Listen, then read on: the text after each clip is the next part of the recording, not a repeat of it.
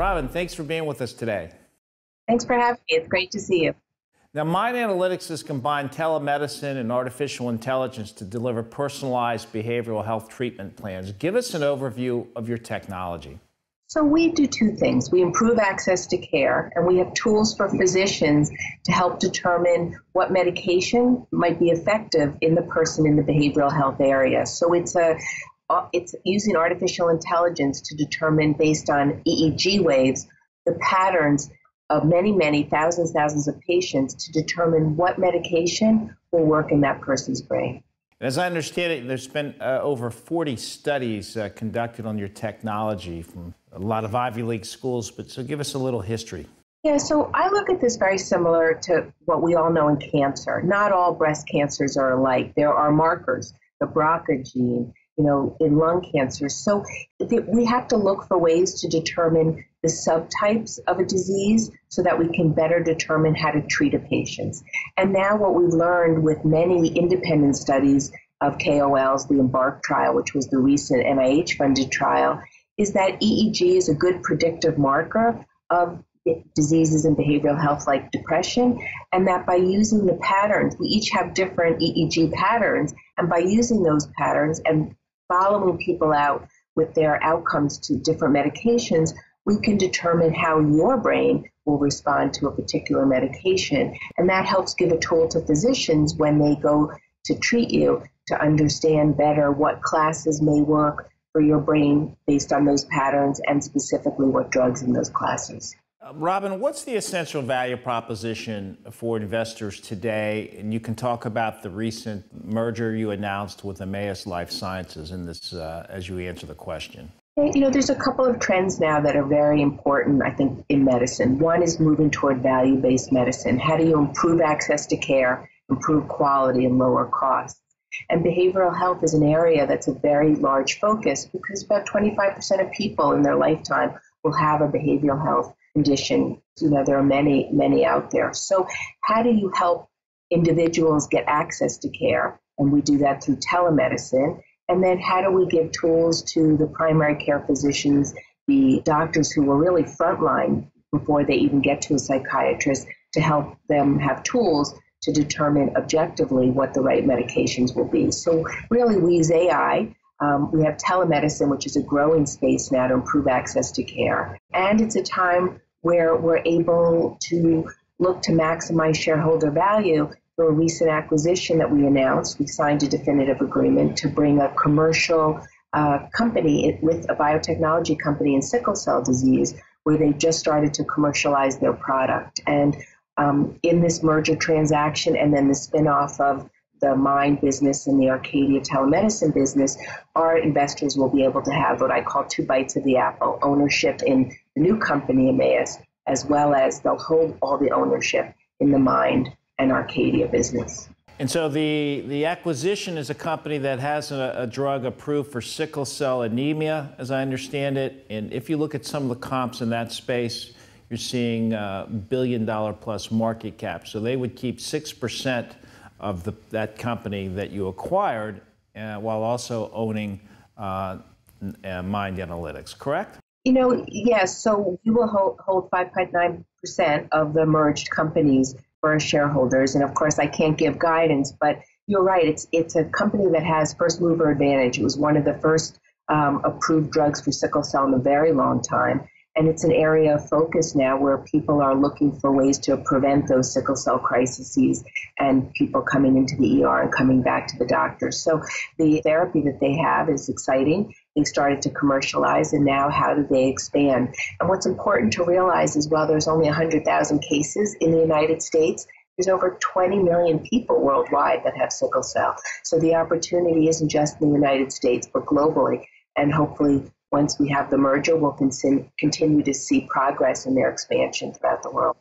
Apart from the acquisition of Emmaus Life Science, let's go back to the telemedicine and the behavioral health technology. How big is the market opportunity? In general, it's tremendous. I mean, if you think about the fact that 25% of people will have a behavioral health issue, you can see that's a very large part of the population just in the United States alone. we're constantly seeing people saying this is an underserved population. I believe just yesterday we saw an executive order from Trump looking at veteran suicides to work together to use technology and reduce the suicides that occur over 20 a day.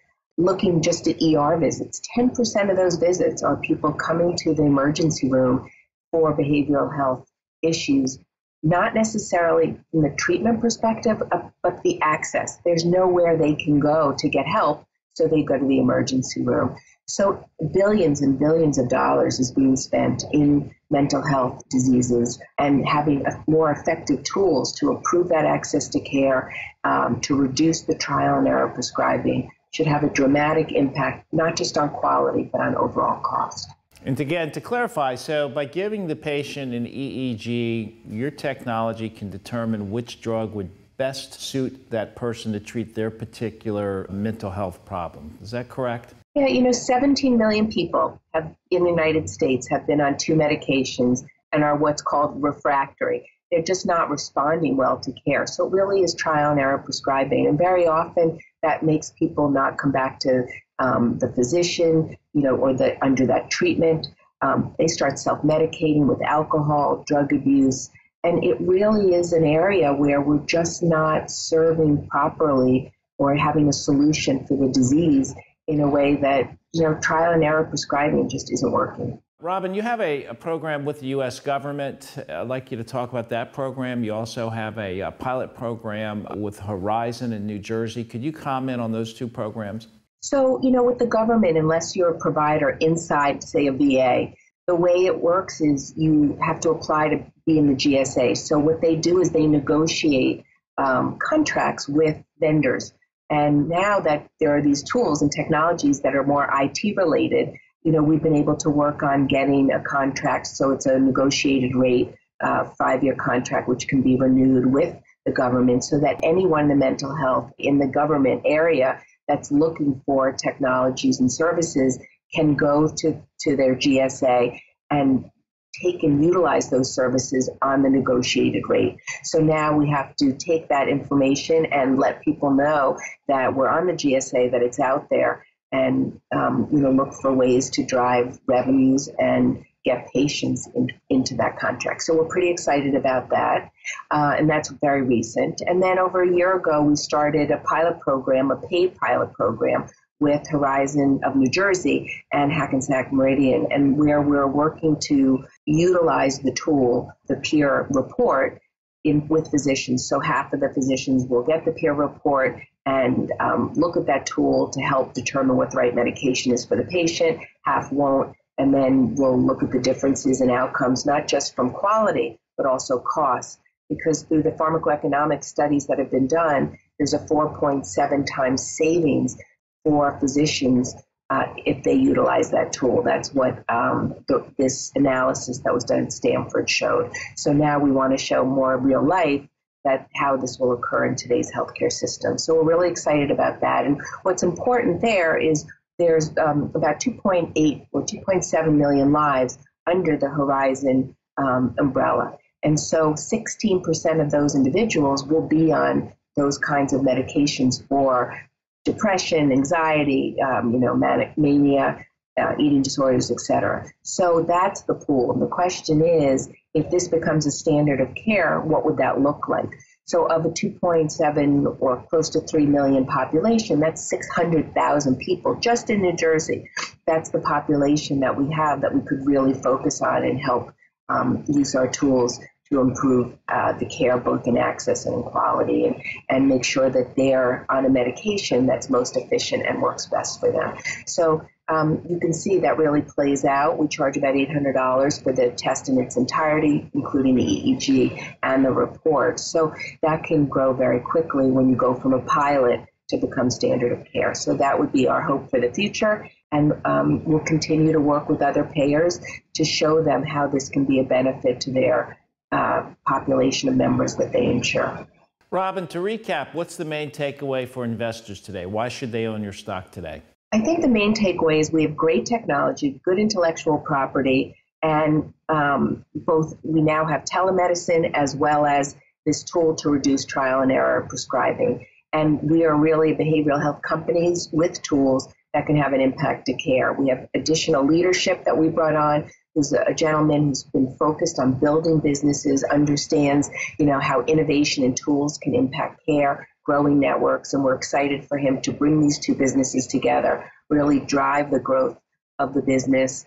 And also, because we're able in this transaction with Emmaus to put that together, now is the time where if you're a shareholder and you hold that stock till we close the transaction, which we're on track for to complete by the end of the first half of this year, you will get a piece of Emmaus as well as MYnd Analytics. So it's an opportunity to get two bites of the apple in two businesses, both with commercial products and that are generating revenue. So, often with drug development, there's always a risk there, but we're past that risk in that this is a revenue generating company. And same with MYnd Analytics. The clinical trials have been done. They're getting reimbursement. And now it's just about scale and, taking the opportunities out there and being successful. Excellent. Robin, thanks for being with us today. Oh, thank you so much for having us, and hopefully you'll continue to watch our progress.